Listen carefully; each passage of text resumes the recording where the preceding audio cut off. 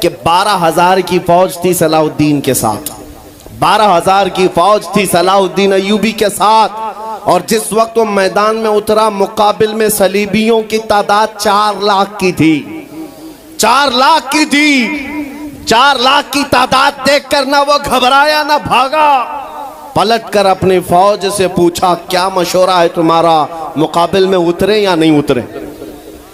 صلاح الدین کے لشکری اور اس کے نوجوان سپاہی عام لوگ نہیں تھے، جذبہ جوان تھا۔ عرض کیا اے صلاح الدین ہمارے سپہ سالار، رسول اللہ کے صحابہ تعداد دیکھ کر اترتے تھے تو ہم بھی تعداد دیکھ کے اتریں گے، اگر نبی کے صحابہ تعداد نہیں دیکھتے تھے تو ہم بھی اس تعداد کا کوئی پرواہ نہیں کریں گے۔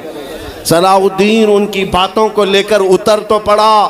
تاریخ لکھنے والا انگریز آدمی ہے، کہتا ہے مقابلہ کر لینا اور بات ہوتی ہے، لیکن 4 لاکھ کو تتر بتر کر کے رکھ دینا تاریخ کی الگ بات ہوتی ہے۔ صلاح الدین کے اس کارنامے کے بعد وہ انگریز تاریخ دان کہتا ہے ہمارے علاقوں میں حال یہ ہو گیا تھا، ہمارے ہاں کی مائیں اپنے بچوں کو تھپکیاں دے کر سلاتی تھی اور یہ کہتی تھی کہ بیٹا سو جا نہیں تو صلاح الدین آ جائے۔ سبحان اللہ، سبحان اللہ۔ یہ میں اس لیے باتیں عرض کر رہا ہوں کہ صلاح الدین ایوبی کی طاقت وہ ان کی اپنی باڈی کی طاقت نہیں تھی، وہ نہ ہی کسی جگہ سے ورزش کر کے حاصل کی ہوئی طاقت تھی۔ صلاح الدین کی طاقت عشق مصطفیٰ کی وجہ سے تھی، وہ محبت رسول کا پیکر تھا۔ ہم نے تاریخ میں ان جوانوں کو دیکھا ہے جنہوں نے تاریخ الٹ کر کے رکھ دیا ہے، جنہوں نے زمین میں ایک الگ پرچم لہرا کر رکھ دیا ہے۔ آپ کو پتہ ہے اسی ہندوستان کی سرزمین پر سب سے پہلا 10,000 کا لشکر لے کر آنے والا ایک جوان عرب سے سب سے پہلے آنے والا محمد بن قاسم صرف 19 سال کی عمر میں آیا تھا، 19 سال کی عمر میں آیا تھا۔ کس لیے آیا تھا؟ مال لوٹنے نہیں آیا تھا، یہاں جگہ قبضہ کرنے نہیں آیا تھا، جیسے آج تاریخ توڑ مروڑ کر کے بتائی جا رہی ہے۔ جتنے بادشاہ آئے سب اکرمن کیے، سارے لوگ یہاں لوٹ پاٹ کرنے آئے تھے، یہ تاریخ توڑ مروڑ کر بیان کی جاتی ہے۔ میرے عزیزوں اس پر پھر کبھی گفتگو کریں گے، لیکن محمد بن قاسم کیوں آیا تھا؟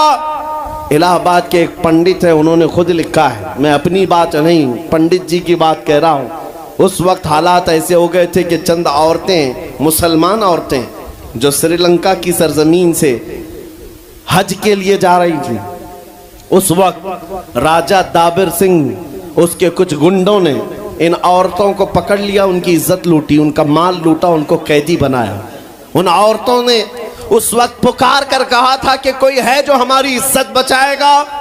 کوئی تجارت کرنے والا باہر سے آیا ہوا تاجر بات سن کر کے عرب گیا، عرب میں جا کر گورنر جو تھا اس کے سامنے واقعہ بیان کر رہا تھا۔ 19 سال کا جوان محمد بن قاسم وہاں سے گزر رہا تھا، اس نے اتنا واقعہ سنا کہ ہند کی سرزمین پر کچھ ہماری بہنوں کی عزت لوٹی جا رہی ہے۔ وہیں کھڑے ہو کر اس نے کہا لبیک یا اختی، اے میری بہن میں تیری عزت کی حفاظت کے لیے آ رہا ہوں۔ وہاں سے پکارا اپنے چچا جو گورنر تھا اس وقت، اس سے 10,000 کا لشکر لے کر کے سب سے پہلے یہاں آنے والا محمد بن قاسم کس لیے آیا تھا؟ مال لوٹنے کے لیے نہیں، عورتوں کی عزت بچانے کے لیے آیا تھا۔ ہندوستان کی سرزمین پر قدم رکھا اور اس کے بعد سامنے مقابل میں فوراً جنگ کے لیے نہیں آیا، کہا کہ جن عورتوں کو قیدی بنایا وہ چھوڑ دو، جو حج کے لیے جا رہی تھی انہیں آزاد کر دو، اور دوسری بات جنہوں نے گنڈا گردی کی ہے انہیں پکڑو اور جیل میں ڈالو۔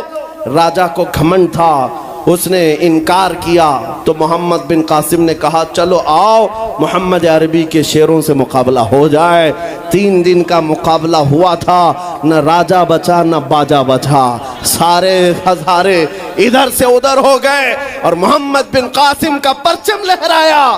میرے عزیزو، عورتوں کی عزت کا محافظ 19 سال کا جوان تھا جس نے آتے ہی عورتوں کی عزت بھی بچائی اور میرے دین کا پرچم بھی لہرایا۔ میں آج پوچھتا ہوں ہماری عمریں کتنی ہو گئیں، کئی جوان 25 سال 30 سال کراس کر چکے، آج بہت ساری عورتوں کی عزتیں جب لوٹی جاتی ہیں، تم تو موبائل میں دیکھ دیکھ کر کے شیئر کر دیتے ہو، ویڈیو ادھر سے ادھر پھیلا دیتے ہو، اور اس کے بعد سمجھتے ہو ہم بہت بڑا کام کر رہے ہیں۔ ہر کوئی یہی کہتا ہے سب کو شیئر کرو، سب کو شیئر کرو، کائے کے لیے شیئر کرو؟ میرے عزیزو، یہ کون سی جنگ لڑ رہے ہو؟ واٹس اپ موبائل کی جنگ لڑ رہے ہو؟ تمہارے اندر اگر غیرت باقی ہے تو میرے عزیزو کسی کی عزت لٹتے ہوئے دیکھ کر تم تماشا نہیں کر سکتے۔ ایمان بیدار کرو، ایمان بیدار کرو۔ یہ آج حالات کیوں آئے؟ امام غزالی کی ایک بات میں سناتا ہوں۔ بہت سالوں پہلے اس امام نے کہا تھا، 1000 سال پہلے تقریباً اس امام نے کہا تھا، جب اس امت کے سامنے ان کے رسول کی توہین ہو رہی ہو اور امت خاموش بیٹھی رہے تو چند دن انتظار کریں، ان کی ماں اور بہنوں کو بازار میں لا کر نیلام کیا جائے گا، ان کی ماں اور بہنوں کی عزت لوٹی جائے گی اور یہ کچھ نہ کر سکیں گے، ان کے بچوں کو مارا جائے گا اور یہ کچھ نہ کر سکیں گے۔ میں آج محسوس کر رہا ہوں حضور کی گستاخی پر اور توہین پر خاموش رہنے کا نتیجہ یہ ہے کہ اب ہمارے گھر بھی سلامت نہیں رہیں گے۔ لوگ آج چیخ رہے ہیں، مسجدیں ویران ہو گئی، مسجدیں ٹوٹ رہی ہیں، خانقاہیں ٹوٹ رہی ہیں، نہ جانے کتنے مزارات بلڈوزر سے ختم کیے جا رہے ہیں۔ یہ تمام باتیں اپنی جگہ پر، میں آپ سے پوچھتا ہوں، جانے ایمان رسول اللہ طرح چل تو نہیں سکا، لیکن خود کیسے چلتا تھا یہ بھی بھول گیا، اور میں اس کو تھوڑا بدل کر کے اپنی قوم کے لیے کہتا ہوں، شیر چلا کتے کی چال اور اپنی چال بھول گیا۔ اللہ نے تمہیں محمد عربی کا شیر بنا کر پیدا کیا۔ حقیقی بات ہے یہ میرے عزیزو، حقیقی بات ہے۔ ایک جن کے ہاں کیڑے بہت زیادہ ہوتے ہیں، وہ میرے ساتھ چھیڑ خانی کر رہے تھے۔ 2 دن قبل کی بات ہے، میں نے کسی جگہ تقریر کیا تو مجھے چھیڑ خانی کر رہے تھے۔ ہمارے دین سے کوئی تعلق نہیں۔ میں نے کسی چھوٹے دجال کے بارے میں کہا تو انہیں بڑی لگ گئی تھی۔ آج کی تقریر پھر وہ سن رہا ہوگا، صاحب میں کہتا ہوں، مجھے انہوں نے میسج میں کہا ہے، گوشت خور مولانا، گوشت خور مولانا، گوشت کھاتے ہیں اور اسٹیجوں پر چلاتے ہیں۔ میں نے جواب میں کہا، اللہ کا بڑا شکر ہے گوبر خور تو نہیں ہے، اللہ کا بڑا شکر ہے ہم گوبر کو کوہ نور کہنے والے تو نہیں ہیں۔ اللہ نے دودھ پینے والی قوم میں پیدا کیا ہے، پیشاب پینے والی میں نہیں۔ نعرے تکبیر، نعرے رسالت، نعرے حیدری۔ میرے عزیزو، یہ کوئی بات لطیفے کی نہیں ہے اور نہ ہی چھیڑ خانی کی بات ہے۔ میں ان سے کہتا ہوں، ہمیں چھیڑو مت، ہم اپنے نبی کی بات کرتے ہیں، ہم اپنے نبی کی بات کرتے ہیں، اور جہاں پھر تم چھیڑو گے تو پھر ہم اپنے طور پر جواب بھی دیتے رہیں گے انشاءاللہ۔ اس لیے کہ اپنی اپنی قسمت کی بات ہے۔ مجھے گوشت خور مولانا کہہ رہے ہو اور خود کی حالت معلوم نہیں ہے۔ اللہ کریم کا شکر ہے کہ ہم نے دنیا میں دیکھا ہے گوشت کھانے والا بھی شیر ہی ہوا کرتا ہے اور گوبر کھانے والا سور تو نہیں ہے۔ اللہ کا بڑا کروڑا احسان ہے۔ میں ان باتوں میں نہیں آ رہا، لیکن ایک بات ضرور کہنا چاہتا ہوں اے سنیو، ایک بات کہ دنیا 1000 تانے دے، ہمیں فرق نہیں پڑنا چاہیے، اپنے نبی کے اخلاق کو کھل کر کہنا ہے۔ میں آپ سے پوچھتا ہوں، کیا ہمارا یہ ایمان ہے یا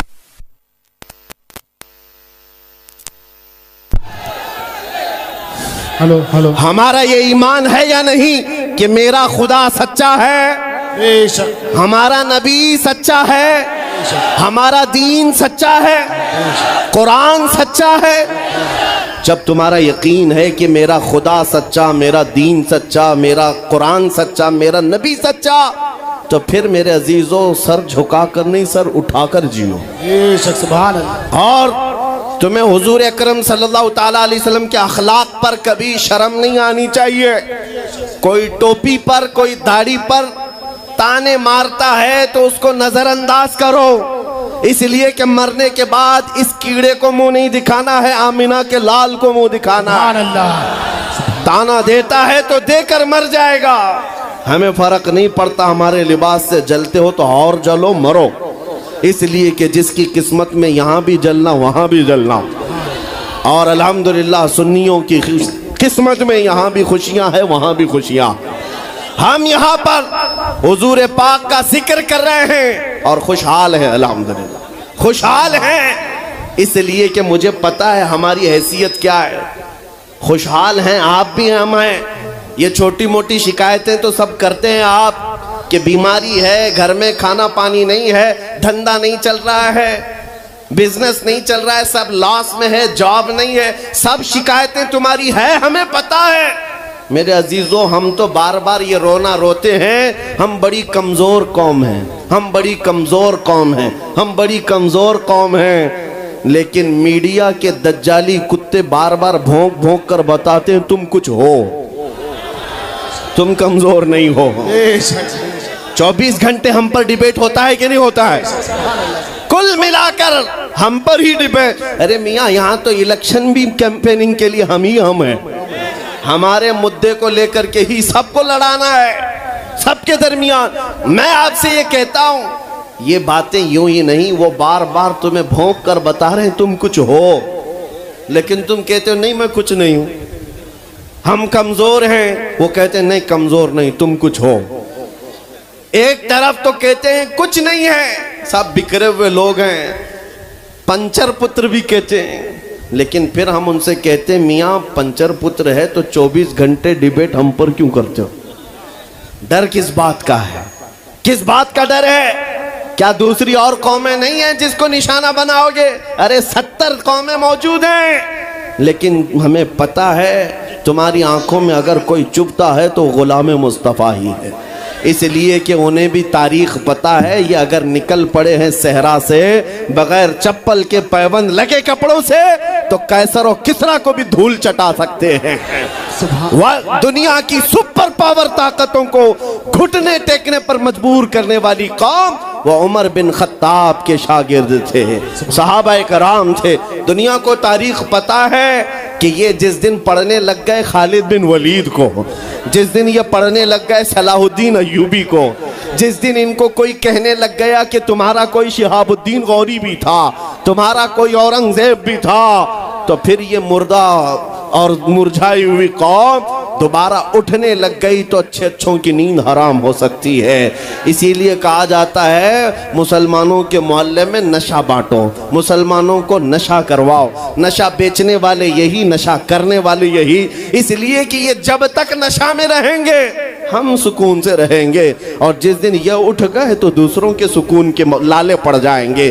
اس لیے میرے عزیزوں، میں تمہیں بیدار کرنے کے لیے آیا ہوں اور دنیا کی نظروں میں کھٹکتا رہوں گا، لیکن میرے پاس جتنا بھی وقت موجود ہے میں خاموش نہیں رہوں گا انشاءاللہ العزیز۔ کل کو بھی اگر میری پھانسی ہو جائے مجھے اس بات کی پرواہ نہیں ہے، دنیا سے جائیں گے، ہمارے ایک کے مر جانے کے بعد ان کتوں سے کہتا ہوں کہ اس کو یہ مت سمجھ لینا کہ اسلام ختم ہو جائے گا، مجھ جیسے 1000 کٹ بھی جائیں تب بھی ہم نعرہ یہی لگائیں گے، اسلام زندہ ہوتا ہے ہر کربلا کے بعد۔ نعرے تکبیر، نعرے رسالت، شہنشاہ خطابت، شیر ہندوستان سلمان مفتی سلمان ہزاری صاحب قبلہ۔ سبحان اللہ، سبحان اللہ۔ میرے عزیزوں، بات آج ایمان کی ہے۔ میں نے آج تک کسی تقریر میں کسی کو اسلحہ اٹھانے کی بات نہیں کی، میں نے کبھی کسی کو بندوق، بارود، چاقو، تلوار کی بات نہیں کی، اور نہ ہی ہمیں ضرورت ہے۔ میرے عزیزو، ہم تو چاہتے ہیں کہ تم عشق رسول کا جامہ پہن لو، حضور کی محبت کا لباس پہن لو۔ میرے عزیزو، چاقو بلیڈ بھی اٹھانے کی ضرورت نہیں، تمہارے چلتے پھرتے دیکھ کر کتنے کیڑے فنا ہو جائیں۔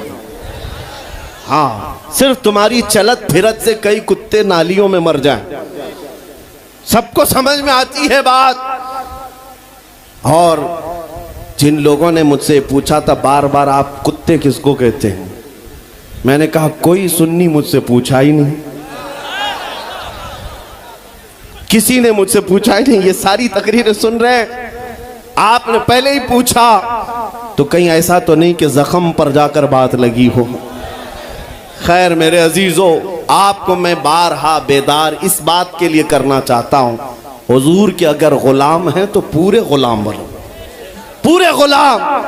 آج کے دن اگر ایک نوجوان بھی یہ عہد کر لیا کہ میں نے اپنی مرضی سے بہت زندگی گزاری ہے، اپنی لائف میں بہت انجوائے کیا ہے، لیکن آج کے دن سے یہ طے کروں گا کہ جیوں گا تو میرے نبی کی مرضی سے جیوں گا، جس نے بھی طے کر لیا، میں سمجھتا ہوں کہ یہ جلسہ وصول ہو گیا، حضور کے قدموں میں پہنچ گیا۔ میں بتاؤ اے نوجوانوں، بچا کیا ہے ہماری زندگی میں اور کیا باقی ہے؟ کیا چاہیے تمہیں؟ پوری دنیا تم ناک رگڑ رگڑ کر حاصل کر بھی لیے تو ایک دن تو موت آنی ہے، ایک دن تو دنیا سے جانا ہے، ساری دولت چھوڑ کر جاؤ گے، اس بات پر سب کا یقین ہے۔ تم نے خود اپنے ہاتھوں سے کتنے مردے دفنائے، تم نے کتنے لوگوں کی قبروں کو خود اپنے ہاتھوں سے بند کیا۔ آج جو یہ آنکھیں کھلی ہیں اچانک بند کر دی جائیں گی، یہ دھڑکنیں رک جائیں گی، تم ہاتھ پیر بھی نہیں اٹھا سکتے، اور یہ پورے لوگ اٹھا کر تمہیں اتنی چھوٹی قبر میں ڈال کر آتے ہیں جہاں کروٹ لینے کی بھی جگہ نہیں، سانس اور ہوا کے لیے کوئی روشن دان نہیں، کھڑکی نہیں، اتنے گھنے اندھیرے کے اندر تم تنہا ہوتے ہو۔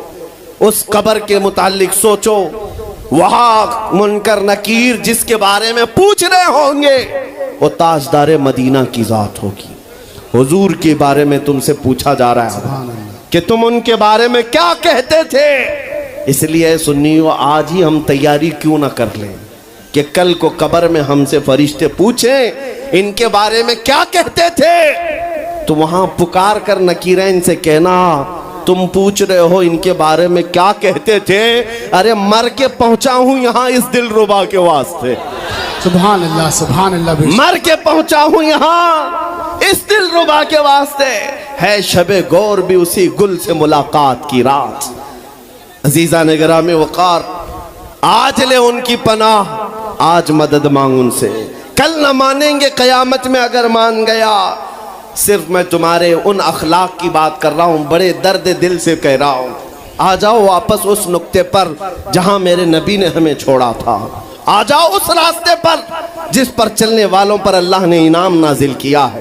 آپ کو پتا ہے وہ صحابہ کرام، تابعین اور اولیاء کاملین کا راستہ تھا کہ جن کے بارے میں اقبال نے کہا، دی اذانیں کبھی یورپ کے کلیساؤں میں تو کبھی افریقہ کے تپتے ہوئے صحراؤں میں، دشت تو دشت ہے دریا بھی نہ چھوڑے ہم نے، بحر ظلمات میں دوڑا دیے گھوڑے ہم نے، آ گیا عین لڑائی میں گر وقت نماز، قبلہ روحوں کے زمین بوس ہوئی قوم حجاز، ایک ہی صف میں کھڑے ہو گئے محمود و ایاز، نہ کوئی بندہ رہا نہ کوئی بندہ نواز۔ یہ ہماری تاریخ تھی، یہ ہماری تاریخ تھی، محمد عربی صلی اللہ تعالیٰ علیہ وسلم کے غلاموں کی تاریخ تھی۔ وہ جس جگہ جاتے تھے پرچم اسلام لہراتے تھے، جہاں چل پڑے ہواؤں کا رخ موڑ دیا، آندھیوں کو توڑ دیا، سمندروں میں راستہ بنا لیا، ارے دریائے دجلہ میں گھوڑے دوڑا دیے۔ یہ نبی پاک کے غلام تھے، دنیا ان سے خوف زدہ تھی۔ کیا تھا ان کا نعرہ؟ ان کا نعرہ یہ تھا، ٹل نہ سکتے تھے جنگ میں اگر اڑ جاتے تھے، پاؤں شیروں کے میدان سے اکھڑ جاتے تھے، ارے حق سے سرکش ہوا کوئی تو بگڑ جاتے تھے، تیغ کیا چیز ہے ہم توپ سے بھی لڑ جاتے تھے۔ نعرے تکبیر، نعرے رسالت، دیکھو دیکھو کون آیا، دیکھو دیکھو کون آیا۔ توجہ کی بات ہے، ہم اس قوم کے وارثین میں سے ہیں، دنیا جن کی تاریخ جانتی ہے۔ آپ کو پتا ہے انگریز تاریخ دان ہے، انگریز ہے، اس کا کوئی تعلق میرے دین سے نہیں، لیکن تاریخ لکھنے میں اس نے یہ بات لکھی کہ میں نے ایسا جرنیل دیکھا ہی نہیں جیسا صلاح الدین تھا، اس لیے کہ اس کے جذبے جیسا میں نے ایک بھی جرنل دیکھا نہیں۔ ایک بار کا واقعہ لکھا ہے کہ 12,000 کی فوج تھی صلاح الدین کے ساتھ، 12,000 کی فوج تھی صلاح الدین ایوبی کے ساتھ، اور جس وقت وہ میدان میں اترا مقابل میں صلیبیوں کی تعداد 4 لاکھ کی تھی، 4 لاکھ کی تھی۔ 4 لاکھ کی تعداد دیکھ کر نہ وہ گھبرایا نہ بھاگا، پلٹ کر اپنی فوج سے پوچھا کیا مشورہ ہے تمہارا، مقابل میں اترے یا نہیں اترے؟ صلاح الدین کے لشکری اور اس کے نوجوان سپاہی عام لوگ نہیں تھے، جذبہ جوان تھا۔ عرض کیا اے صلاح الدین ہمارے سپہ سالار، رسول اللہ کے صحابہ تعداد دیکھ کر اترتے تھے تو ہم بھی تعداد دیکھ کے اتریں گے، اگر نبی کے صحابہ تعداد نہیں دیکھتے تھے تو ہم بھی اس تعداد کا کوئی پرواہ نہیں کریں گے۔ صلاح الدین ان کی باتوں کو لے کر اتر تو پڑا۔ تاریخ لکھنے والا انگریز آدمی ہے، کہتا ہے مقابلہ کر لینا اور بات ہوتی ہے، لیکن 4 لاکھ کو تتر بتر کر کے رکھ دینا تاریخ کی الگ بات ہوتی ہے۔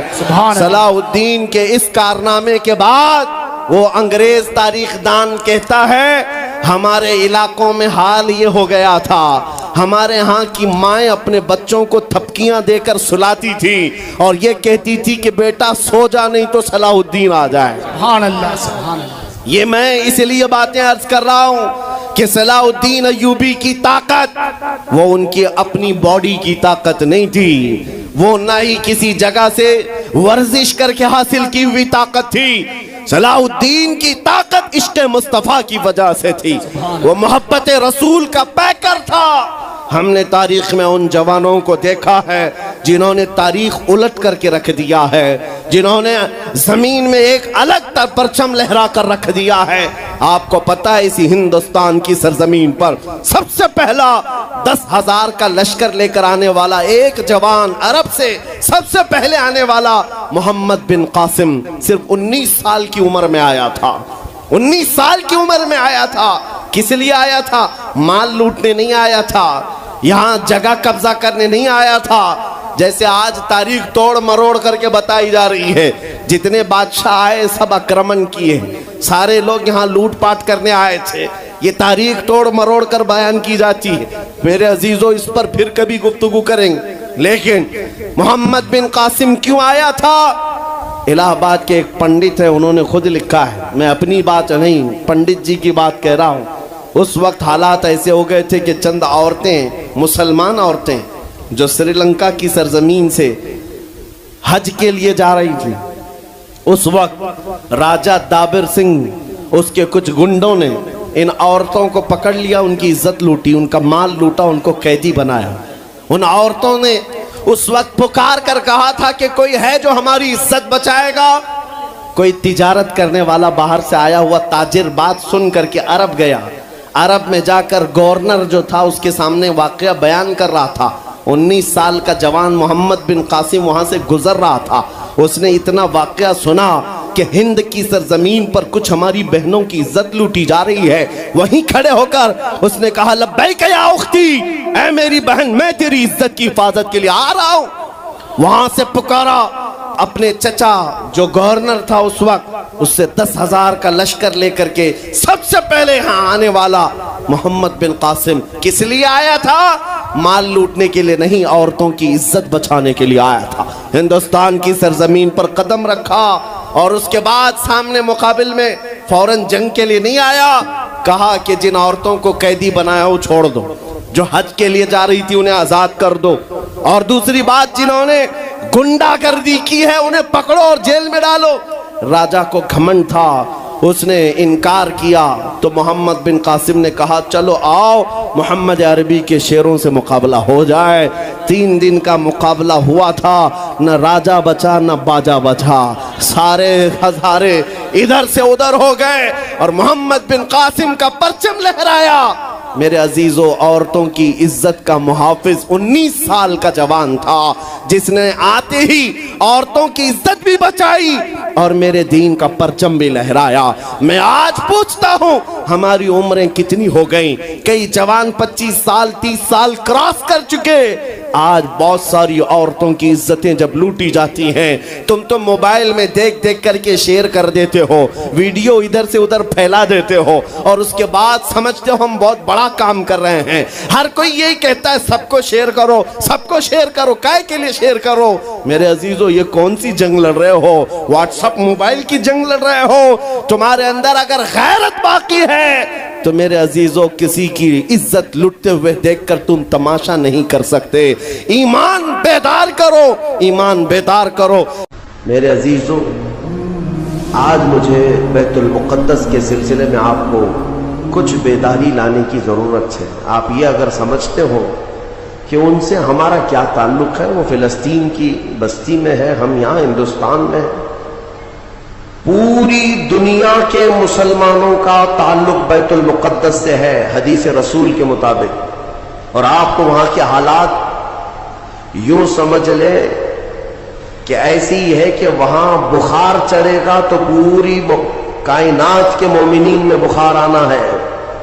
وہاں کے حالات جو بھی تبدیل ہوں گے اس کا اثر پوری دنیا کے مومنین پر ہونا ہے۔ ہمارا رشتہ وہاں سے مضبوطی کے ساتھ جڑا ہے، وہ انبیاء کی سرزمین ہے۔ حضور پاک صلی اللہ تعالی علیہ وسلم کی کئی حدیثیں فلسطین اور بیت المقدس کو لے کر کے جو قیامت کے قریب ہونے والی ہیں، وہ بشارتیں بھی۔ میں تھوڑی سی تاریخ آپ کے سامنے رکھوں میرے عزیزو۔ آج وہ بیت المقدس جو مومنین کا قبلہ اول رہا، 17 مہینے تک میرے آقا صلی اللہ علیہ وسلم خود بیت المقدس کی طرف منہ کر کے نماز پڑھتے رہے، پھر مدینہ طیبہ میں بیت المقدس کی بجائے قبلہ تحویل ہو گیا خانہ کعبہ کی طرف۔ اس بیت المقدس میں روایات کے مطابق 30,000 کے قریب انبیاء اکرام علیہ السلام آرام فرما، 30,000 کے قریب انبیاء اکرام وہاں پر دفن ہیں۔ اب قرآن جس کے بارے میں کہتا ہے الذی بارکنا حولہ، سبحان الذی اسری بعبدہ لیلا من المسجد الحرام الی المسجد الاقصی الذی بارکنا حولہ، پاک ہے وہ ذات جس نے اپنے بندے خاص کو، اپنے نبی کو سفر کرایا معراج کا، مسجد حرم سے مسجد اقصی تک۔ مسجد اقصی کا ذکر آیا ہے 15ویں پارے کے شروع میں، اور مسجد اقصی تک سفر کرایا۔ کون سی مسجد؟ اللہ فرماتا الذی بارکنا حولہ، جس کے ارد گرد ہم نے برکتیں رکھی ہیں، جس کے ارد گرد برکتیں رکھی ہیں۔ آپ یہ سوچ رہے ہیں کہ بیت المقدس کو جاننا کیوں ضروری ہے؟ یہی سوال حضور پاک صلی اللہ تعالی علیہ وسلم کی زوجہ مطہرہ، ہم مومنوں کی ماں سیدہ میمونہ رضی اللہ تعالی عنہا نے عرض کیا تھا، افتنا یا نبی اللہ عن بیت المقدس، یا رسول اللہ صلی اللہ تعالی علیہ وسلم فی بیت المقدس، بیت المقدس کے بارے میں آپ ہمیں کچھ ارشاد فرمائیں، وہ کیا ہے، ہمارے لیے کتنی اہمیت کا حامل ہے بیت المقدس؟ نبی پاک صلی اللہ تعالی علیہ وسلم نے فرمایا انہ ارض المحشر والمنشر، وہ زمین تمام لوگوں کے حشر کی جگہ ہے، محشر قائم ہونے کی جگہ فرمایا میرے آقا نے۔ سب کے جمع ہونے کا سب سے آخری جس زمین پر سارے لوگ جمع کیے جائیں گے وہ بیت المقدس کی زمین ہوگی۔ حضرت میمونہ نے پوچھا یا رسول اللہ صلی اللہ تعالی علیہ وسلم اس کے متعلق کوئی فضیلت؟ فرماتے ہیں میرے آقا صلی اللہ علیہ وسلم من احل بحجۃ او بعمرۃ من المسجد الاقصى الى المسجد الحرم غفر اللہ له ما تقدم من ذنبه او وجبت له الجنہ او كما قال رسول اللہ صلی اللہ علیہ وسلم۔ میرے آقا فرماتے ہیں جس نے مسجد اقصی بیت المقدس سے عمرے کا یا حج کا احرام باندھا اور مسجد اقصی سے مسجد حرم تک آیا، عمرہ کیا یا حج کیا، جو کچھ بھی پچھلے زندگی میں کیا تھا اللہ سب معاف فرمائے گا۔ اور روایت میں یہ بھی وجبت لہ الجنہ، اس کے لیے جنت واجب ہو جائے گی۔ اس سفر کے بارے میں اب سنو، سب کی استطاعت تو نہیں ہے۔ حضرت بی بی میمونہ نے یہی سوال کیا کہ جس کی طاقت نہ ہو میرے آقا وہ کیا کرے؟ بیت المقدس نہیں جا سکتا۔ سنو، اگر اس کی اہمیت سارے مسلمانوں کے لیے نہ ہوتی تو میرے آقا صلی اللہ علیہ وسلم یہ نہیں فرماتے وَمَن لَّمْ يَسْتَطِعْ فَلْيَهْدِ زَيْتَهُ۔ حضور صلی اللہ علیہ وسلم فرماتے ہیں اگر کسی کی طاقت نہیں ہے تو وہ تھوڑا تیل تو اس کے پاس ہو سکتا ہے، وہ تیل ہدیہ کر کے بیت المقدس بھیجے، تاکہ بیت المقدس میں تمہارے بھیجے ہوئے تیل سے اگر چراغ بھی جلایا گیا یہ ثواب اس کو بھی ملے گا، عمرے کا ثواب ملے گا۔ یہ حدیث پاک میں کہ اگر تمہارے یہاں سے ہدیہ کیے ہوئے بھیجے ہوئے تیل کو بیت المقدس میں کسی نے چراغ میں روشن کیا تو فرمایا گیا اس کے برابر اسے بھی ثواب ملے گا۔ یہ یوں ہی نہیں میں عرض کر رہا ہوں میرے عزیزوں، اس کی اہمیت کا اندازہ آپ کو ہونا چاہیے۔ اور قیامت قریب کیسے آئے گی اس کے متعلق بھی حالات یہی میرے آقا نے فرمایا عمران بیت المقدس خراب یثرب وخراب یثرب فتح قسطنطینیہ وفتح قسطنطینیہ ظہور الملحمہ وظہور الملحمہ خروج الدجال او کما قال النبی صلی اللہ علیہ وسلم۔ یہ سیدنا معاذ بن جبل رضی اللہ تعالیٰ عنہ سے روایت حدیث ہے۔ میرے آقا فرماتے ہیں بیت المقدس آباد کر دیا جائے گا اور مدینہ ویران کر دیا جائے گا۔ مدینے کی ویرانی، بیت المقدس کی آبادی ہوگی۔ بیت المقدس کے ارد گرد بڑی بڑی عمارتیں بن جائیں گی، آبادیاں بڑھ جائیں گی۔ اور مدینے کی ویرانی وہ کس طرح کی ویرانی وہ اللہ کے حبیب صلی اللہ تعالی علیہ وسلم ہی بہتر جانتے ہیں۔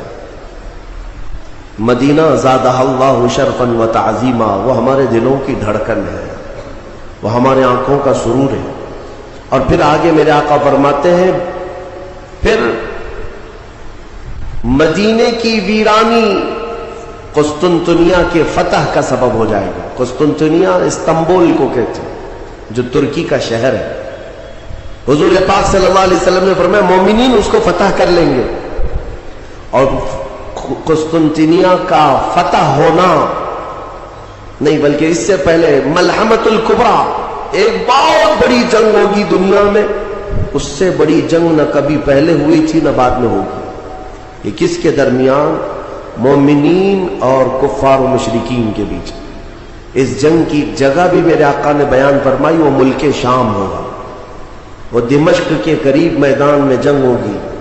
تمہارے خلاف لڑنے والے 80 جھنڈوں کے نیچے آئیں گے اور ہر جھنڈے کے نیچے 12,000 کی فوج ہوگی، یعنی تقریباً 9,60,000 کی فوج صرف مومنین سے لڑنے کے لیے حاضر ہوگی ایک میدان۔ اس میں جو مومنین مسلمان جتنے جائیں گے وہ کتنی تعداد ہے وہ اللہ بہتر جانے، لیکن میرے آقا نے فرمایا پہلے دن 1/3 حصہ میدان چھوڑ کر بھاگ جائے گا مسلمانوں کا، اور حضور پاک فرماتے ہیں وہ پورے روئے زمین کے سب سے بدترین لوگ ہوں گے، ان کی توبہ کبھی نہیں قبول ہوگی۔ جو میدان چھوڑ کر بھاگ چکے ہوں گے ان کی توبہ کبھی نہیں قبول ہوگی۔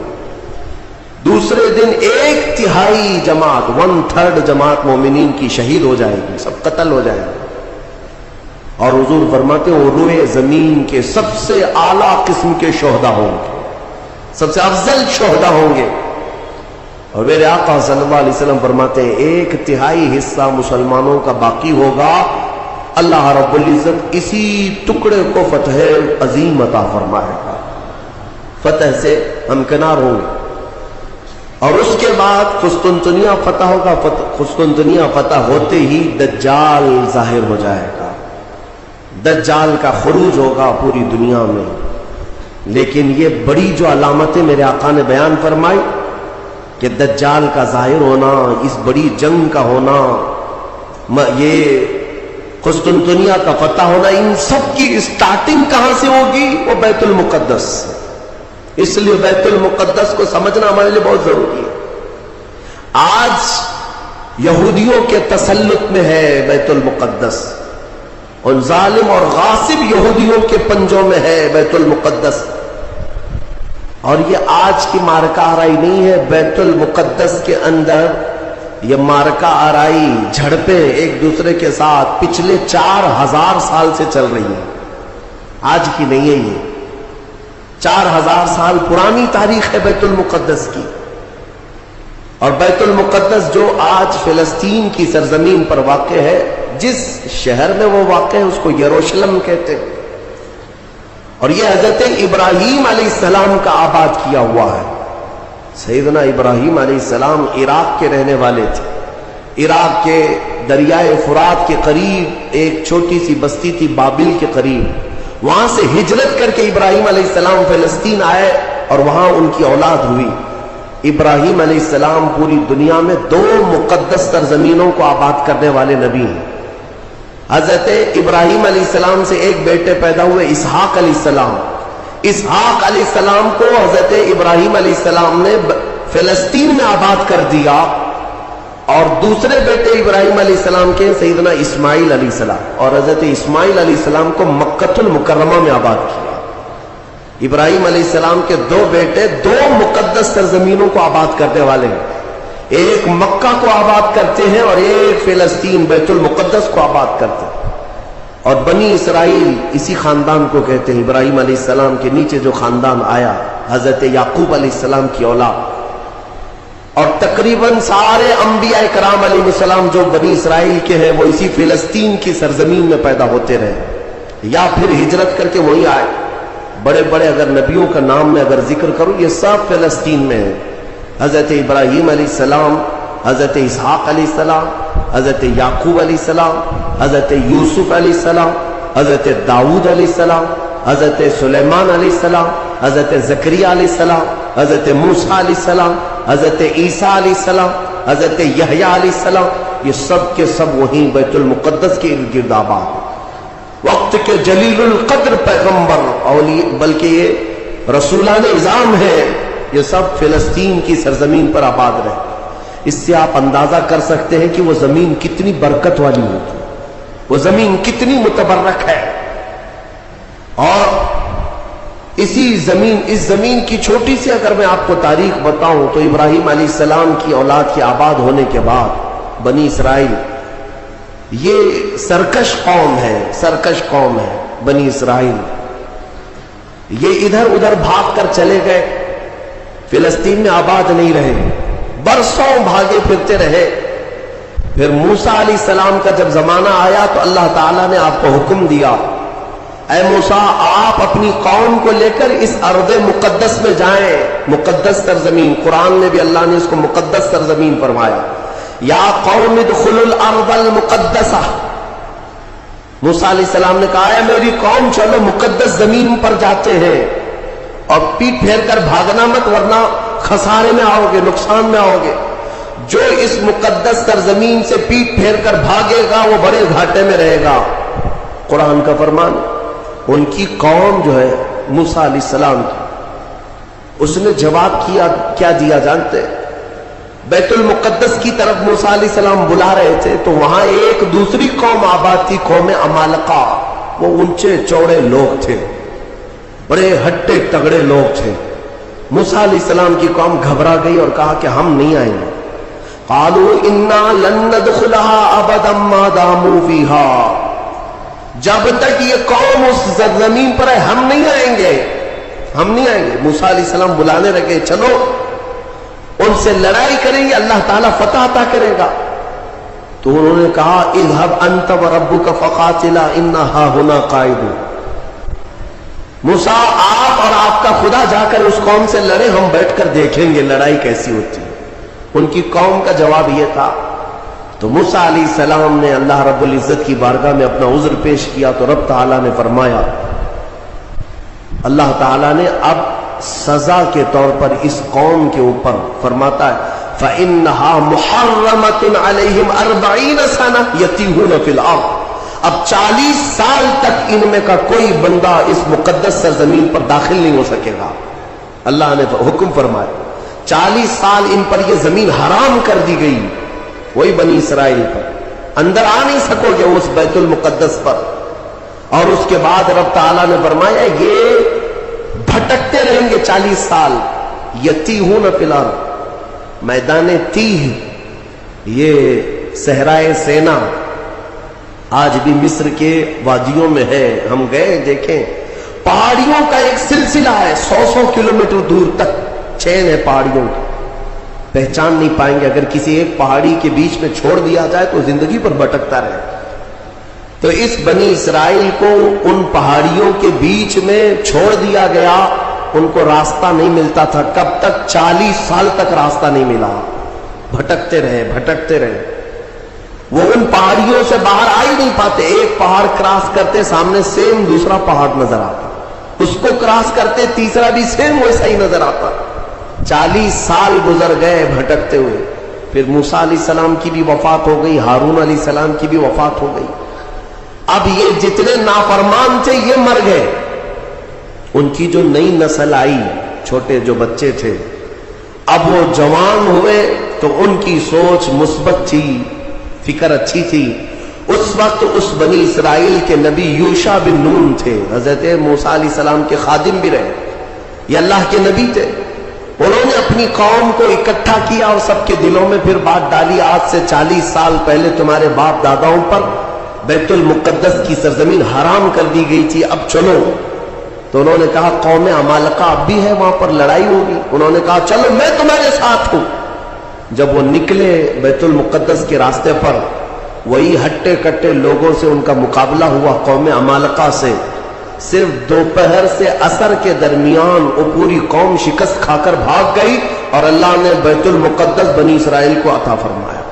اللہ کے حکم پر اگر چل کر کے دیکھا ہوتا، یہیں بیٹھ کر کے ارے وہ بڑے تگڑے لوگ ہیں، اونچے لوگ ہیں، یہ بنی اسرائیل کی عادت ہے. پھر اللہ رب العزت نے انہیں وہاں پر قرار دیا بیت المقدس. یہ یہودی کہلائے. یہودی ایمان والے یہودی تھے جو بیت المقدس میں آباد تھے، برسوں تک رہے. اس کے بعد پھر حضرت عیسیٰ علیہ السلام کا ظہور ہوا، آپ کی ولادت ہوئی. عیسیٰ علیہ السلام کے ساتھ ان یہودیوں نے بڑی بدتمیزیاں کی ہیں، ان کے قتل کا بھی منصوبہ بنایا، ان کی ماں پر الزام لگائے. یہودی بڑی بدماش قوم، اور انہوں نے تقریباً 10,000 نبیوں کو قتل کیا ہے. اللہ کے نبیوں کو قتل کرتے تھے.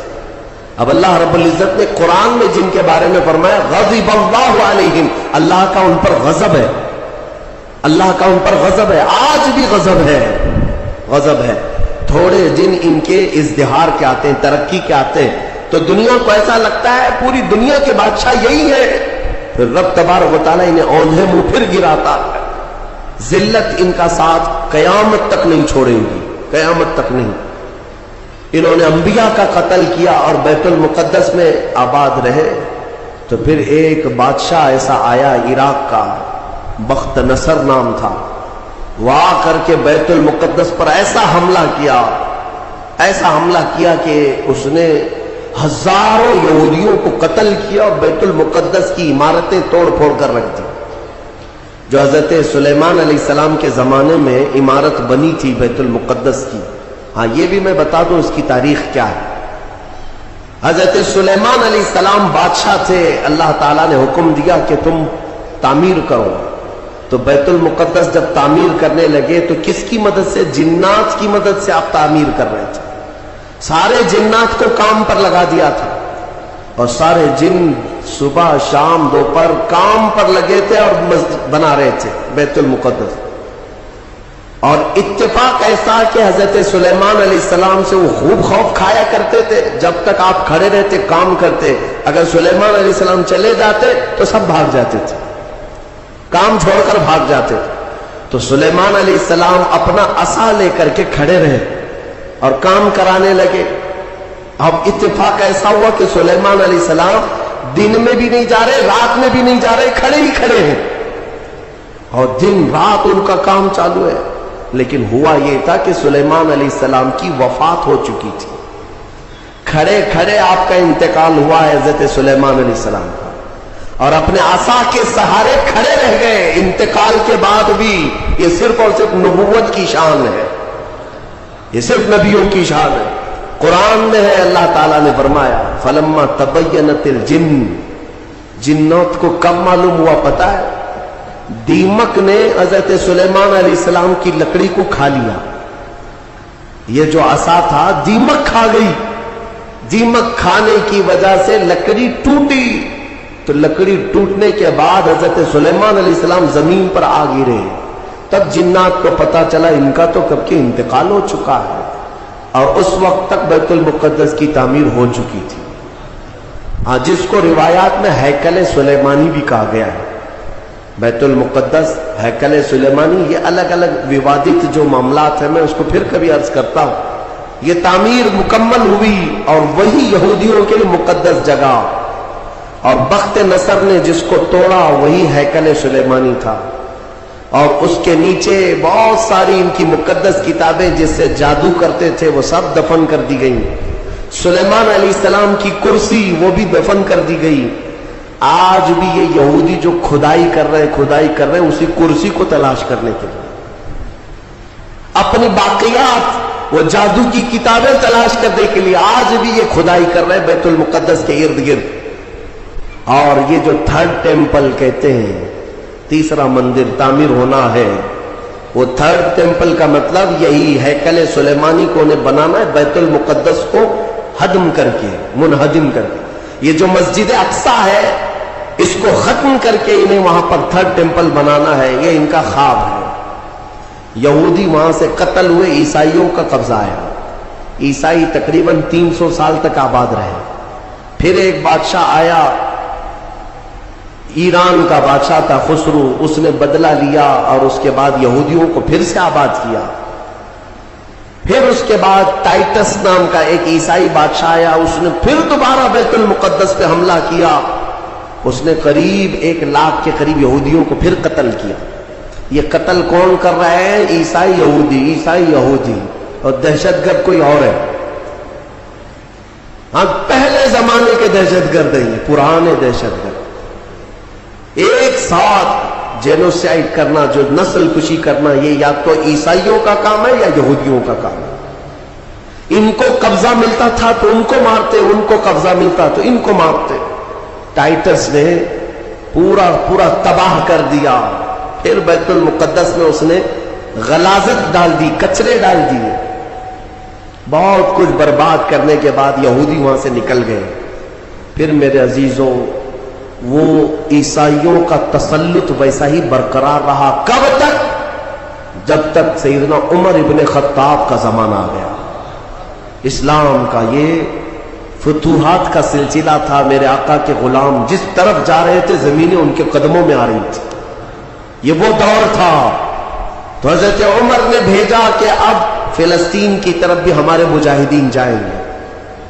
اور وہاں عیسائی تھے، پوری دنیا کی خبر تو رکھتے تھے کہ کیا کیا ہو رہا ہے. رسول پاک صلی اللہ علیہ وسلم کے غلاموں سے لڑنے کی طاقت سب کے پاس نہیں. تو انہوں نے کہا کہ ہم لڑائی نہیں کریں گے، آپ آ جاؤ، آپ کے حوالے پورا بیت المقدس کا. حضرت عمر کو خود ہی دعوت دے کر کے بلا لیا. اور جانتے ہیں ان عیسائیوں کی خباثت، یہ بڑے نرم دکھتے. اس وقت قبۃ الصخرہ، جس کو آپ ڈوم آف راک کہتے ہیں، یہ یلو کلر کا جو گنبد نظر آتا ہے، یہودی اس کو بڑا مقدس سمجھتے ہیں، بڑا مقدس. اس پر عیسائیوں نے پورے لوگوں کی غلاظتیں، کچرے ڈال کر کے رکھے تھے. اس زمانے میں کوئی دوسرا گنبد تھا وہاں پر. یہ تو پھر اموی خلیفہ کے زمانے میں یلو کلر کا پھر سے بنایا گیا. لیکن اس زمانے میں کچرا ڈال کر کے رکھتے تھے عیسائی، یہودیوں کو جلانے کے لیے. یہودیوں کی وہ مقدس جگہ ہے. پھر حضرت عمر فاروق رضی اللہ تعالیٰ جب تشریف لائے تو جانتے ہیں کس شان سے آئے تھے سیدنا عمر فاروق. مدینہ طیبہ سے نکل کر کے اپنے ایک تنہا غلام کے ساتھ بیت المقدس گئے. کوئی فوج لے کر نہیں گئے، اور وہ بھی ایسے کہ غلام کے ساتھ باری لگا لیا ہے. 1 میل میں گھوڑے پر بیٹھوں گا، 1 میل تو گھوڑے پہ بیٹھے گا. سفر میں 1 میل حضرت عمر بیٹھتے تھے گھوڑے پر، غلام رسی پکڑ کر چلتا تھا. 1 میل غلام بیٹھتا تھا، عمر فاروق رسی پکڑ کر چلتے تھے. دنیا کا اقتدار میرے آقا کے غلاموں نے یوں نہیں حاصل کیا، انہوں نے خود ہی کو فنا کر دیا تھا میرے آقا کی محبت میں. اور اتفاق ایسے کہ فلسطین جب پہنچے تو باری غلام کے بیٹھنے کی تھی. حضرت عمر رسی پکڑ کر کے بیت المقدس میں آ رہے ہیں تو لوگ جو نئے لوگ تھے، عیسائی تھے، وہ سب جھپٹ پڑے امیر المومنین مسلمانوں کے، جن سے کیسر و کسریٰ بھی کانپتے ہیں. گھوڑے پر تشریف لا رہے ہیں تو سب ان کے استقبال کے لیے تھے. جو غلام تھا حضرت ابو عبیدہ بن جراح جو صحابی تھے، انہوں نے چیخ کر کے کہا لوگوں گھوڑے پر بیٹھا ہوا امیر المومنین نہیں، رسی پکڑا ہوا امیر المومنین. اس شان سے وہ آئے اور اپنے ہاتھوں سے اس گنبد کے اوپر موجود پوری غلاظت کو حضرت عمر نے صاف کیا تھا. بیت المقدس کے ارد گرد جتنا کچرا تھا اپنے ہاتھوں سے صاف کیا، اور پھر وہاں پر اذان کی آواز گونجی. سیدنا عمر فاروق رضی اللہ تعالیٰ عنہ نے ظہر کی نماز وہاں پڑھائی اور عام خطبہ دیا سارے لوگوں کو جمع کر کے. کہا اب گھبرانے کی ضرورت نہیں، اس ارض مقدس میں اسلام آ چکا ہے. جو عیسائی جو یہودی خوشی سے رہنا چاہے اس پر کوئی زور زبردستی نہیں، وہ اس ارض مقدس میں اقلیتوں کے اعتبار سے رہ سکتا ہے. اسے امن و امان دیا جائے گا، کسی کی عبادت گاہ نہیں توڑی جائے گی. میرے عزیزو، یہ اسلام کا احسان ہے. آج بھی جا کر کے دیکھیں فلسطین میں حضرت عمر کی سلطنت ہو، یعنی خلافت آنے کے باوجود بھی سب سے پرانا جو چرچ ہے عیسائیوں کا وہ آج بھی فلسطین میں باقی ہے، بیت المقدس کے قریب. حضرت عمر نے منع کیا کہ ان کی عبادت گاہ کو ہاتھ نہیں لگایا جائے گا، توڑا نہیں جائے گا. سب کو امان دیا گیا ہے، سب کو امان دیا گیا ہے. اگر ایسی ہی ہمارا تسلط ہر جگہ ہو اور ہم مندروں کو توڑنے والے ہوتے تو 700 سالوں میں پتہ نہیں کیا کیا صاف کر چکے ہوتے. اسلام اس کی تعلیم دیا نہیں، تمہیں آزادی دی ہے کہ جو تمہارے ماتحت ہیں انہیں اپنی عبادت کرنے دے دیا جائے. ذمیوں کو جو اپنے دین میں قائم رہنا چاہتے ہیں انہیں چھوڑ دیا جائے گا، انہیں مارا نہیں جائے گا. حضرت عمر فاروق رضی اللہ تعالیٰ عنہ کے زمانے سے لے کر بیت المقدس مکمل اسلام کے دائرے میں رہا. یہ تقریباً 200 سال تک چلا، تقریباً 200 سال تک. پھر خلفاء جو آئے، فاطمی خلفاء، عباسی خلفاء، سلجوقی خلفاء، جو خلیفے تھے آپس میں لڑ مر رہے تھے دولت کے لیے، پیسے کے لیے، علاقے کے لیے. ان کی آپسی لڑائیوں کی وجہ سے دوبارہ کمزوری آئی مسلمانوں کے درمیان، اور پھر سے صلیبی طاقت عیسائیوں کا پھر سے غلبہ ہو گیا. پھر سے بیت المقدس کو انہوں نے ہڑپ لیا. پھر 100 سال تک بیت المقدس پر ان کا راج چلتا رہا، 100 سال تک. پھر انہوں نے یہودیوں کو مارا اور بیت المقدس میں جتنے مسلمان تھے سب کو عیسائیوں نے قتل کیا تھا. مسلمانوں کے خون کو فلسطین میں ایسا بہایا گیا تھا کہ لوگ چلتے تھے تو ہر ایک کا پیر خون سے بھیگ جاتا تھا، سڑکوں پر خون بہتا تھا انسانوں کا. عیسائیوں نے یہ قتل عام کیا تھا. 200 سال حضرت عمر فاروق رضی اللہ تعالیٰ عنہ کے فتح کے بعد، پھر 100 سال ظلم جبر استبداد کے بعد، پھر وہ وقت آیا کہ جب مولا تعالیٰ نے صلاح الدین ایوبی کو پیدا فرمایا. اور صلاح الدین جیسا جرنیل ہم نے تاریخ میں دیکھا نہیں. وہ عاشق رسول تھا، فنا فی الرسول تھا. زندگی سب وقف کر دیا تھا بیت المقدس کے نام پر. تقریباً 18 سال تک جنگلوں، بیابانوں، ویرانوں میں بھٹکتے رہے اپنی فوج کو لے کر.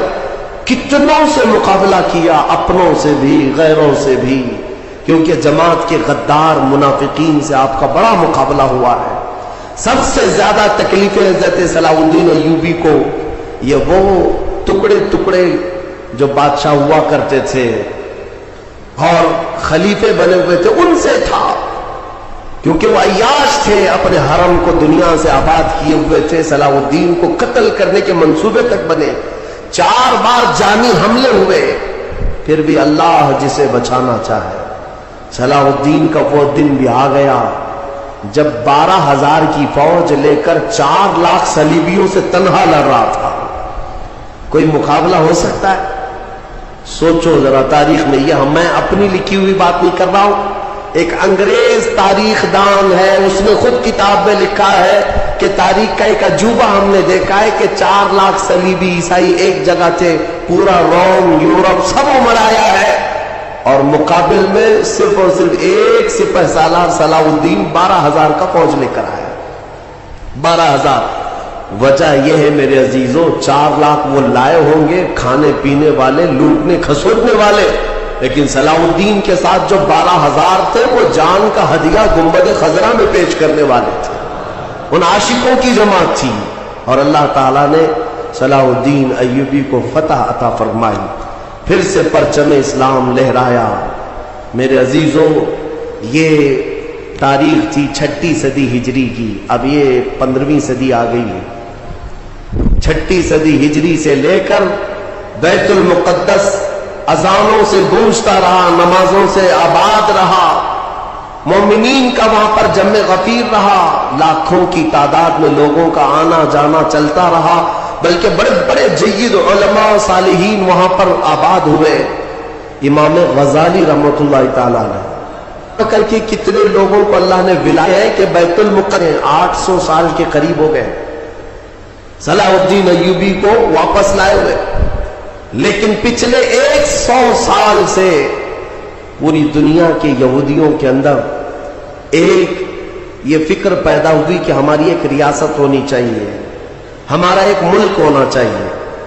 یہ مارے مارے پوری دنیا میں پھر رہے تھے، ہٹلر نے ان کو مارا تو امریکہ میں چلے گئے، امریکہ میں مارے گئے تو برطانیہ میں گئے، برطانیہ سے فرانس میں گئے، جگہ جگہ یہ تھوڑے تھوڑے تھوڑے آباد ہوتے رہے، اور اس کے بعد پھر ان کے اندر ایک تحریک پیدا ہوئی 18ویں صدی عیسوی میں کہ تمہاری اپنی ایک ریاست ہونی چاہیے۔ تو ان کی اپنی ریاست، اتنا اپنا ملک چاہیے، کہاں؟ وہی مقدس زمین جو تمہارے باپ داداؤں کی، کیونکہ یہودی یعقوب علیہ السلام کی اولاد میں اپنے آپ کو کہتے ہیں، تو اس سرزمین پر جانے کے لیے کوششیں کرتے رہے، لیکن فلسطین اس زمانے میں خلافت عثمانیہ کا حصہ تھی جو ترکی کے بادشاہ تھے، ترکی کے اندر میں فلسطین آتا تھا، تو وہاں پر ان کی مجال نہیں تھی۔ لیکن ہوا یہ کہ 1914 سے 1918 کے بیچ میں فرسٹ ورلڈ وار ہوئی، دنیا کی سب سے بڑی جنگ، پہلی جنگ عظیم، جس میں ترکیوں نے جرمنی کا ساتھ دیا اور ہار گئے برطانیہ انگلینڈ کے مقابل میں۔ تو ہارنے کی وجہ سے ہوا یہ کہ ترکی کی ساری خلافت ختم ہو گئی، خلافت عثمانیہ کے ٹکڑے ٹکڑے ہو گئے، 50 ملکوں پر ان کی اکیلی حکومت تھی، سب ٹکڑے ہو گئے، ترکی کو سب ختم کر دیا گیا، خلافت ختم کر دی گئی۔ یہ 1920 میں خلافت ختم کر دی گئی، اور پھر برطانیہ انگلینڈ کے تسلط میں، اس کے قبضے میں فلسطین بھی آیا۔ یہ وہ زمانہ تھا جب ہمارا انڈیا بھی انگلینڈ کے انڈر میں تھا، ہمارا بھارت بھی۔ برطانیہ ہر ملک فتح کرتے ہوئے اپنے اندر لیتے جا رہے تھے، یہ انگریزوں کی عادت تھی، تو فلسطین بھی ان کے اندر میں تھا۔ تو اب ان لوگوں نے یہودیوں کے لیے ایک عام اعلان کیا، ڈکلیریشن آف بالفور کہا جاتا ہے، ایک بالفور اعلامیہ، جس میں اعلان کیا گیا کہ دنیا بھر کے جو بھی یہودی ہیں وہ ہجرت کر کے یہاں آئے، انہیں گھر دیا جائے گا۔ 1921 سے پھر فلسطین میں ایک چھوٹی سی بستی میں ان کو بسایا گیا، 4000 لوگ پہلے آئے، 4000 لوگ آئے، پھر یہ ہجرت کا سلسلہ چلتا رہا یہاں تک کہ 1947 میں ان کی آبادی 36 لاکھ کے قریب ہو گئی، 30-35 لاکھ سے بڑھ کر کے آگے بڑھ گئے۔ اور اس کے بعد پھر 1948 میں ان ظالموں نے اقوام متحدہ UN کی مدد سے یہ اعلان کر دیا پوری دنیا میں کہ اب یہ فلسطین نہیں ہے، اس کا آدھا حصہ اسرائیل ہے، یہ ہمارا ملک ہے۔ بات در حقیقت یہ تھی کہ UN میں، اقوام متحدہ میں یہ بل پاس ہوا تھا کہ یہودیوں کو بھی رہنے دیا جائے، مسلمانوں کو بھی۔ اس فلسطین کے 2 ٹکڑے کیے جائیں گے، ایک مسلمان فلسطین بنائیں گے اور ایک یہودی اسرائیل بنائیں گے۔ آج بھی یہ اقوام متحدہ UN کا یہ بل آج بھی موجود ہے، اقوام متحدہ سے یہ بل پاس ہوا، یہودی تو مان گئے لیکن پورے عرب کے مسلمان اس کے خلاف تھے کہ عربوں کے بیچوں بیچ ایک یہودی ریاست کیسے قائم ہو سکتی ہے؟ یہ ہمارا مقدس معاملہ ہے, مقدس سرزمین سے ہمارا تعلق ہے. احتجاج کرتے رہے لیکن ان یہودیوں نے مال کے ذریعے, عورتوں کے ذریعے سارے عرب ملکوں کے جو بادشاہ تھے ان تک اپنا تسلط جما لیا. کئی ایسے عرب بادشاہ ہیں جن کی بیویاں یہودی ہیں, ان کے گھروں تک یہ پہنچ گیا اور ان کو ایسا نیوٹرل کر دیا کہ اب وہ فلسطین کے بارے میں بات نہ کریں. ہوا یہ کہ اسرائیل تو بن گیا لیکن آج تک فلسطین نہیں بن سکا. فلسطین کا وجود دنیا نہیں دکھاتی, گوگل میں چیک کرو تو نہیں بتاتا فلسطین کوئی جگہ نہیں. میرے عزیزوں, ہر 10 سال پر یہ زمین کو ہڑپتے آج پورا وہ ارض مقدس جس کو فلسطین کہا جاتا ہے 90% یہودیوں کے قبضے میں آ گیا. اقوام متحدہ سے یہ بھی بل پاس ہوا تھا کہ آدھا کر لیا جائے, اسرائیل ایک ریاست, فلسطین ایک ریاست, لیکن بیت المقدس جو ہے مسجد اقصی وہ دونوں کے اندر میں نہیں رہے گی, یہ اقوام متحدہ کے اندر میں, یہ خود مختار رہے, کیونکہ یہاں یہودیوں کا بھی تعلق ہے, عیسائیوں کا بھی ہے, مسلمانوں کا ہے, سب کو یہاں آنا جانے کی اجازت رہے گی, کسی کے انڈر میں نہیں رہے گا. یہ پاس ہوا تھا لیکن آج حالات یہ ہے کہ اس بیت المقدس کی دیواروں پر, دروازوں پر یہ وحشی ظالم اسرائیلی بندوق تانے آج بھی کھڑے ہوئے. یہ جسے اندر جانے دیں وہ جائے گا. پوری دنیا اپنی آنکھوں سے دیکھ رہی ہے ان کی خیانت, ان کی غداری کو, لیکن کوئی ایک جملہ تک نہیں کہتا کہ اسرائیل دہشت گرد ہے. آپ کو میں آنکڑے اگر بتاؤں تو آپ کے رونگٹے کھڑے ہو جائیں. انہوں نے فلسطین کے مسلمانوں میں سے اب تک 2.5 لاکھ سے بچوں کو قتل کیا ہے ان اسرائیلیوں نے. آج بھی یہ ڈیٹا موجود ہے, انٹرنیٹ پہ موجود ہے, بڑی ویب سائٹس ہیں, انہوں نے شو کیا.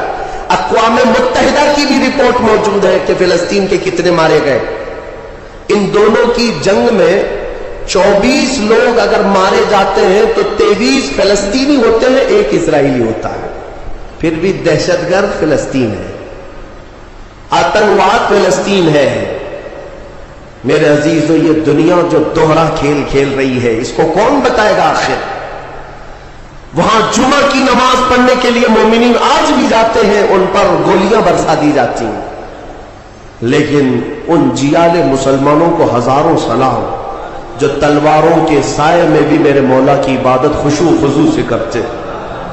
میں خود گیا اور دیکھا ہوں, چھوٹے سے بچے, 6 سال کے, 8 سال کے بچے ملنے کے لیے آتے ہیں اور یہ پورے اسلحے میں لیس فوجی کھڑے رہتے ہیں. چھوٹا سا بچہ ان کی گن کو یوں گھماتا ہے اور مسجد میں اندر آتا ہے, ایسا لگتا ہے جیسے وہ کھلونے کو پکڑ رہا ہے. میرے عزیزو, یہ بھی حدیث پاک کے ذریعے سے میں بتاتا ہوں. میرے آقا صلی اللہ علیہ وسلم فرماتے ہیں میری امت کا ایک حصہ قیامت تک باطل سے لڑتا رہے گا, قیامت تک باطل سے لڑتا رہے گا, اور ان کی مخالفت کرنے والوں کا ان پر کچھ بھی اثر نہیں ہوگا, اور دنیا میں کوئی بلا بھی پھیلے تو اس جماعت پر کچھ اثر نہیں ہوگا. صحابہ نے پوچھا یا رسول اللہ آپ کی امت کا وہ حصہ کون ہے؟ میرے آقا فرماتے بیت المقدس کے آس پاس رہنے والے مومنین کی جماعت ہے. ان کی فضیلت میں میرے آقا نے فرمایا قیامت تک لڑتے رہیں گے, قیامت تک, اور ان کی خلاف کرنے والوں کا ان پر کچھ بھی اثر نہیں ہوگا. اور ہم دیکھ رہے ارے بڑی عمارتیں ایک بم سے گرا دیا, دوسرے دن ان کے آس پاس ان کی گاڑیاں بھی چل رہی ہیں, دکانیں بھی چل رہی ہیں, بازار بھی چل رہا. کل رات کو فائرنگ ہوئی, 50 لوگ بیت المقدس سے اٹھا کر کے لاشیں لے گئے. دوسرے دن جا کر کے دیکھے تو عصر کے بعد عورتیں اپنے بچوں کے ساتھ روٹیاں سینڈوچ کھاتی ہوئی بیٹھی ہوئی ہیں. مطلب یہ ہے کہ نہ موت کا ان کے اندر خوف ہے, نہ ظالموں کے تسلط کا ڈر ہے. ہاں یہ بھی اللہ تعالیٰ کی طرف سے ہوتا ہے کہ مولا جب کسی کا دل کشادہ کرے تو بڑے بڑے پہاڑوں سے بھی انہیں ڈر نہیں لگتا. اور ایک حدیث میرے آقا صلی اللہ علیہ وسلم نے فرمایا کہ سید البقاع بیت المقدس سید الصخرۃ صخرۃ بیت المقدس. حضور نے فرمایا پوری روئے زمین کا سردار جو حصہ ہے وہ بیت المقدس کا حصہ, سردار حصہ. اور گنبدوں میں اگر سردار گنبد ہے تو بیت المقدس کا گنبد ہے، یہ میرے آقا نے فرمایا۔ اور حضور فرماتے ہیں تم دیکھنا کہ اخیر زمانے میں سارے لوگ اس زمین کی طرف ہجرت کر جائیں گے۔ جب ایسی ہجرت کا وقت آ جائے حضور فرماتے ہیں فَالْزَمْهُمْ، تم لازم پکڑ لینا، اس جماعت کے ساتھ چلے جانا، کیونکہ خیر پوری دنیا میں صرف وہی ہوگا اور کہیں نہیں ہوگا۔ اور آج جو حالات دیکھ رہے ہیں نا، یہودیوں کا تسلط ہے، ان کا قبضہ ہے، میرے عزیزوں چند دنوں کی بات ہے، میں قرآن سے اور حدیث سے وقت ہوتا تو میں آج، چونکہ یہ جمعۃ الوداع ہے اور یوم قدس کے نام سے پوری دنیا آج منا رہی ہے، اس لیے میں نے تمہارے سامنے یہ باتیں رکھی ہیں۔ بیت المقدس کیا ہے؟ بیت المقدس کے بارے میں میرے آقا صلی اللہ علیہ وسلم نے فرمایا یہ ہمیشہ بھی یہودیوں کے تسلط میں نہیں جائے گا، یہ میرا یقین ہے۔ دنیا ٹل سکتی ہے مگر میرے مصطفیٰ کا فرمان نہیں ٹلے گا۔ میرے آقا نے اگر فرمایا ہے تو ہو کر رہے گا۔ حضور فرماتے ہیں خراسان سے ایک جماعت آئے گی، خراسان سے۔ خراسان یہ افغانستان اور ایران کا کچھ حصہ ہے، جس کو پرانے زمانے میں خراسان کہا جاتا تھا۔ میرے آقا فرماتے ہیں خراسان سے کالے جھنڈے لے کر کے ایک جماعت نکلے گی، اور وہ اتنی تیزی سے بڑھتی ہوئی بیت المقدس کی طرف آئے گی کہ دنیا کی کوئی حکومت اور کوئی طاقت ان کا راستہ نہیں روک سکے گی، اور وہ جھنڈے سیدھے لا کر بیت المقدس پر گاڑ دیں گے۔ تنصب بإیلیا، میرے آقا فرماتے ایلیا یہ بیت المقدس کی سرزمین کو کہتے ہیں، جھنڈے وہاں گاڑ دیے جائیں گے۔ اور حضور اکرم صلی اللہ تعالی علیہ وسلم نے یہ بھی فرمایا جب تم دیکھنا کہ یہ یروشلم بیت المقدس دار الخلافہ بن جائے، دار الخلافہ کا مطلب راجدھانی، حکومت کرنے کی جگہ بن جائے، میرے آقا صلی اللہ علیہ وسلم فرماتے ہیں فقط دنت الزلازل والبلایا والامور، حضور فرماتے ہیں تو پھر دیکھنا بڑے بڑے زلزلے آئیں گے دنیا میں۔ جب یروشلم کو راجدھانی بنا دیا جائے، دار الخلافہ، بڑے بڑے زلزلے آئیں گے دنیا میں، والبلایا، اور بہت ساری بلائیں پھیلیں گی پوری دنیا میں۔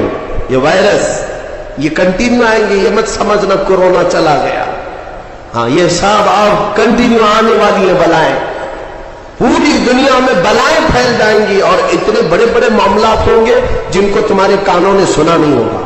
حضور نے فرمایا، اور یہ دار الخلافہ سے کیا مراد ہے؟ محدثین نے اس میں الگ الگ بحثیں کی ہیں، لیکن میں آپ کو بتاؤں 2017 میں، ابھی 3-4 سال پہلے کی بات ہے، 5 سال پہلے، ان یہودیوں نے اپنی راجدھانی ڈکلیئر کر دی، یروشلم ہے، بیت المقدس ہماری راجدھانی ہے، اور سارے سفارت خانے جتنے بھی ایمبیسی ہیں انہوں نے سب وہاں پر منتقل کرنا شروع کر دیا، اور بیت المقدس کی سرزمین کو اپنا کیپٹل سٹی بنانے کا اعلان کر چکے۔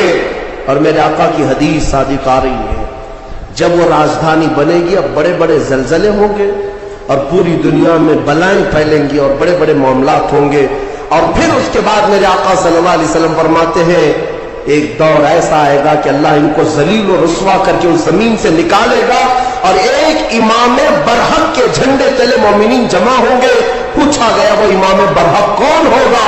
میرے آقا فرماتے ہیں وہ میری اولاد میں سے ہوگا، اس کا نام میرے نام پر ہوگا، اس کے باپ کا نام میرے باپ کے نام پر ہوگا، اور اللہ اس کو امام مہدی کی شکل میں بھیجے گا۔ ہاں یہ زمانہ بہت قریب آ چکا، یہ زمانہ بہت قریب آ چکا۔ میں بارگاہ رب العزت میں آج جمعۃ الوداع میں یہی دعا کرتا ہوں کہ مولا اگر زندگی کی سانسیں باقی ہیں تو امام مہدی کی فوج میں ہمیں جگہ عطا فرما، ان کے جھنڈے تلے مولا ہمیں امن و امان عطا فرما دے، دنیا سے ظالموں کے چنگل سے مولا ایمان والوں کو آزادی عطا فرما، کفار و مشرکین کے تسلط سے مومنین کو آزاد فرما دے۔ اے رب ذوالجلال احسن الخالقین، اس ماہ مبارک میں اگر تو ہمیں مولا ان راتوں میں ان دنوں میں عبادتوں کو قبول کیا اور بھیک میں کچھ دے تو مولا صرف اتنا دے دے کہ پوری امت کو مولا خیر و عافیت عطا کر دے، کھوئی ہوئی عزت و وقار عطا فرما دے، ہمارے ناحق قید کیے ہوئے بچوں کو مولا آزادی عطا فرما دے، بے قصور جیلوں میں بند ہمارے بچوں کو مولا آزادی عطا فرما دے۔ وصلی اللہ تعالی علی خیر خلق محمد